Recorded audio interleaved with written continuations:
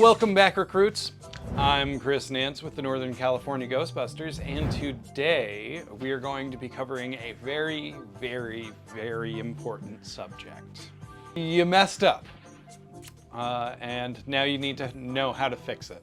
Usually the biggest complaint, especially when you're working with something like a fiberglass shell, is going to be that you chipped something or put a hole where you don't need a hole, or drilled unevenly. Yeah, drilled unevenly, or any myriad of things. Something got dropped, something got cracked or broken. And I think a lot of people, especially who are newer to the hobby, even if you're working with like a HasLab or a Spirit pack, some of these methods are going to be applicable to those packs as well. So today we're just going to go over some of the basic techniques of filling and patching holes on some of the more difficult to work with materials. So fiberglass is mostly what we're going to be showing today. That said, even though we will be showing specifically fiberglass builds that we're fixing here today, a lot of the materials and the techniques that we're going to be using are also going to apply to other types of builds. So if you're using a 3D printed build, you're still going to be using very similar materials and very similar methods to basically fix any kind of problems that you have. Let's get going.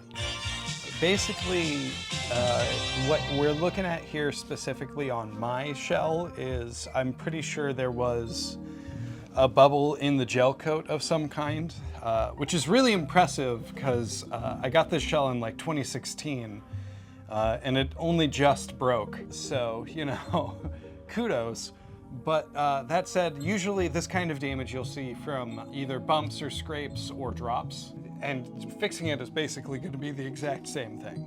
In the case of something like this, where we're really just kind of filling a hole and then just like sanding a corner back down, Milliput is really kind of, Milliput or plastic weld are pretty much ideal.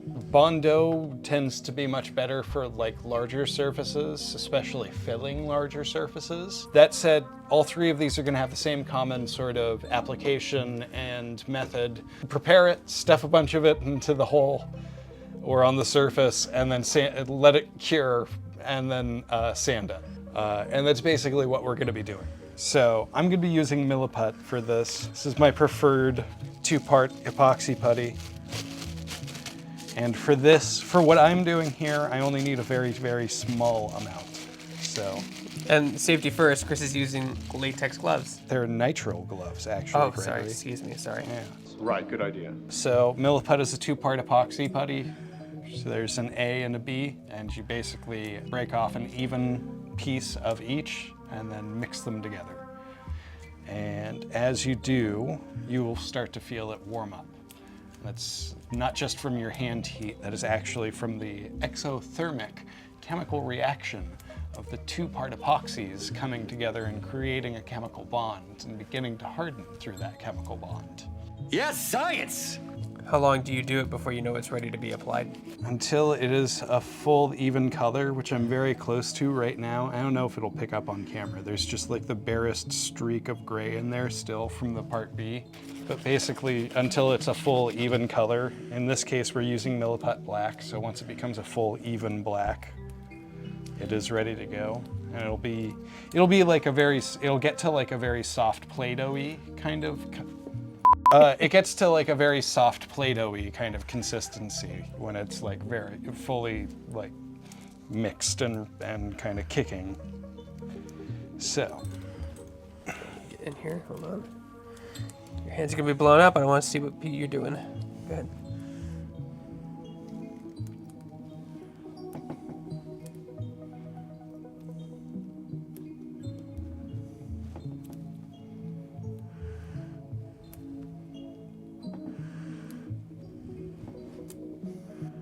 This has been bugging Chris for weeks. Yeah, for a week or two now. It's not too bad. It'll look good once it's sanded out and fixed. So this sits for about 3 to 4 hours, basically, until it's fully cured at normal room temperature. So I mentioned that this is an exothermic reaction, and the colder outside that it is, the slower that the reaction will go, because it's using more of that energy, just putting out heat instead of doing this thing.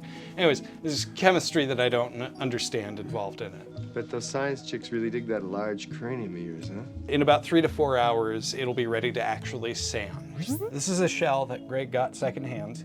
It's a fiberglass GB fan shell. A little bit of work has been done to it already. Unfortunately, some of that work has not been done very well and is going to require some repair.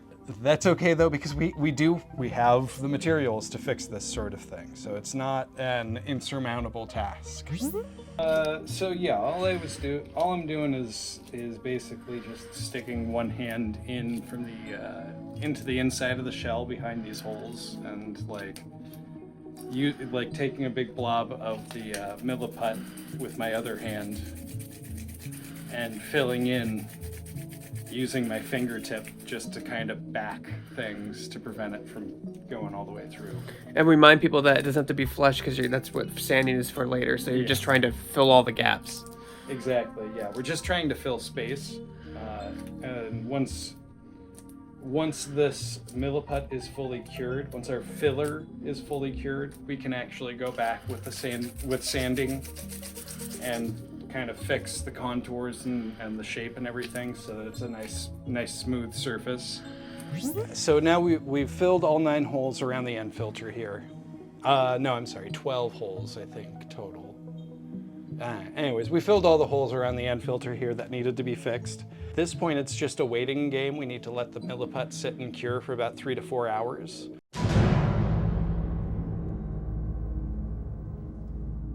And now at this point, it is basically fully rock hard. So today, what I'm going to be breaking out is one of my favorites, a sanding sponge or a sanding block. You can get these all over the place. They're very easy to find. We are going to be using an 80 grit sanding sponge for today. We specifically, as you can guess, we're trying to get a lot of material off. So having a nice aggressive grit is going to be pretty helpful for us today. And the whole thing is it's time and work at this point. So we're almost completely perfectly flush with the surface. If you saw this in person, and I don't know how well this translates onto camera, but there's just the tiniest lip of separation in the surface here now. So we do have a tiny bit more sanding to do on this, and then of course the rest of the end filter is going to need to be sanded down to smoothness. But once you start getting to where your surface is reduced so much, if you're working on something like fiberglass with a gel coat like we are, you want to start being a little bit more careful and a little bit more direct with where you're applying your sanding, because right around here is like really perfectly smooth, especially when you run your finger over that and then over the rest of it where we haven't gotten any sanding. So that means we're getting into the gel coat. We're using a pretty aggressive sandpaper here. I don't want to strip the gel coat too far before we're ready to really smooth everything yet. On the plus side, this does give us a start on smoothing. Will that be fixed with paint usually? Oh yeah, no, totally. It's a good sign, actually. It's more of a okay. We need to sort of stop and reassess your direction and where you're applying your pressure and where you're approaching from, and you're not too far from being finished.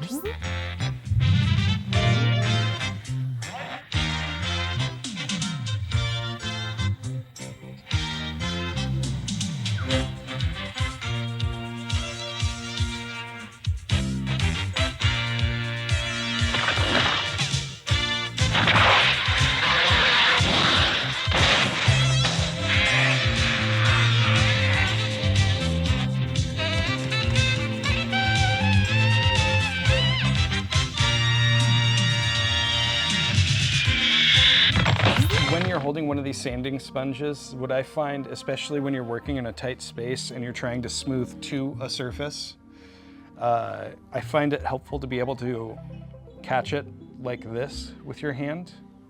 Now, in this case, it's kind of an awkward angle in space, so instead I'm opting to use the side of the sponge a lot more.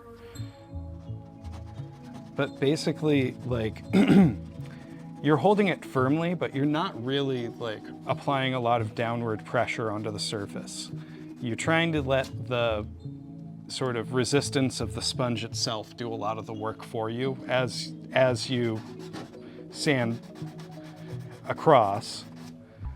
And in something like this, where we basically have a big circle that we have to like sand down, you're going at it from all different angles and changing the angle of your sponge as you go and kind of adjusting to how you're doing it. So I don't know how much that translates in the high speed really, because you'll probably see a lot of Greg and I sort of doing it as we go, but like. Also mentioned we're doing it one hole at a time. Don't want to do multiple holes at once, just do one hole at a time. Yeah, and because we're covering 12 spots here, we're going one at a time, partially to show you guys, to slow it down, to show you guys how to do this sort of thing, and then also just to save your hands and your wrist. Like, one of the nice things with the sponge is you can let the sponge apply some of its resistance, and that saves your hands a little bit, and it makes it easier to sand. Just slow and steady, right? Just, yep, slow and steady. Slow is smooth, smooth is fast.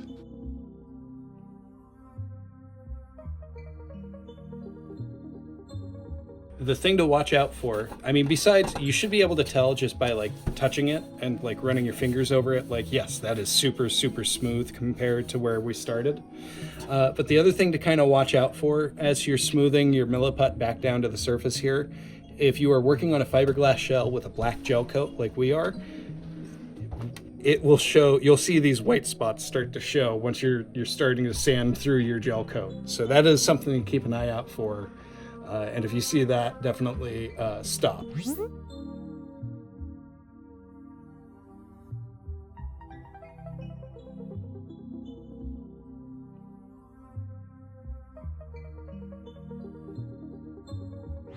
Do not be afraid to use sandpaper to get into smaller, tighter spaces, and then we're still sticking to 80 grit. Now back to it. Now back to it.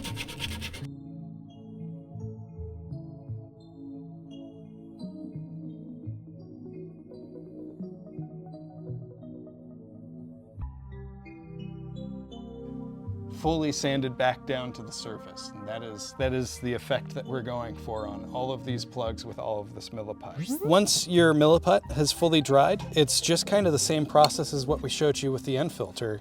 You go back over it, and what's a good spot? I think that's a good spot right there on the cyclotron ring. And just like the end filter, you just start sanding it back to shape, basically. I think probably the biggest trick to this is just finding the angles where you're attacking the milliput more than you're attacking the shell, really.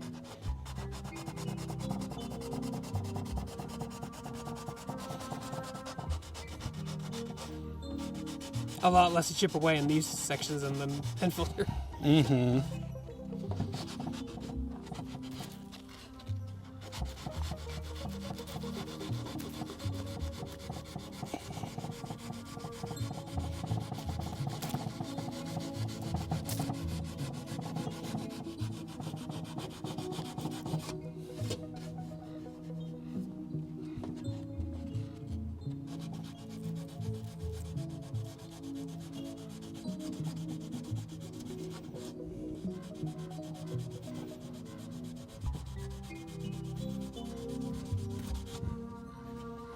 Getting there.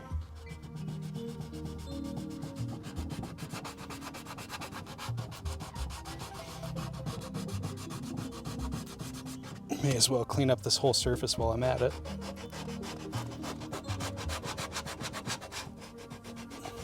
Can I do that yet? That's a sanding video.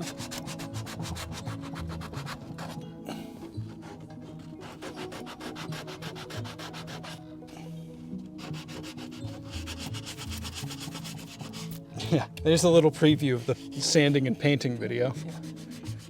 Still months away from that.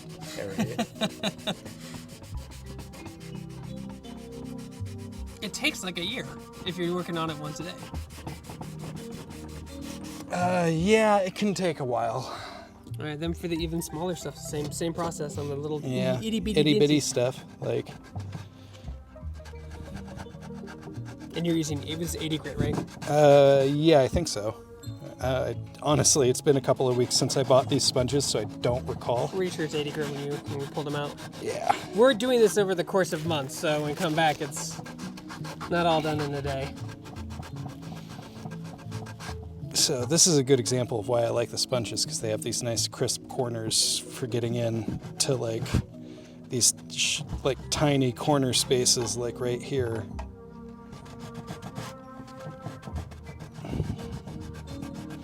And you can buy some that are like slightly slanted, so that you like they're even better at getting into these tiny tight corners. Very useful thing, sanding sponges.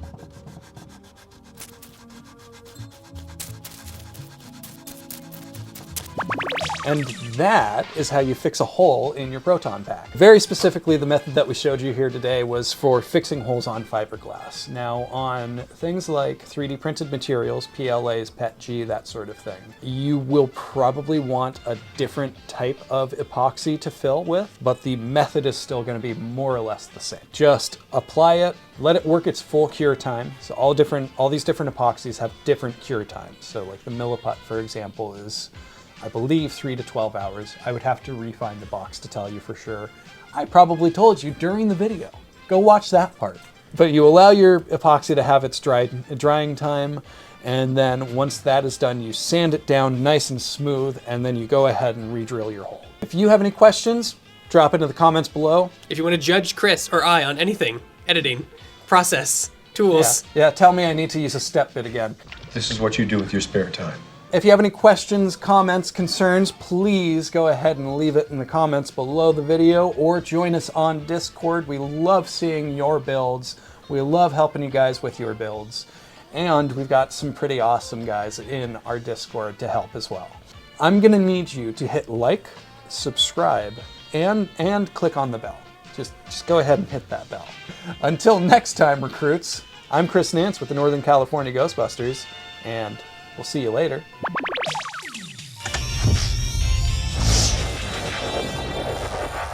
How did you ever go for it? The old man-eating toaster bit.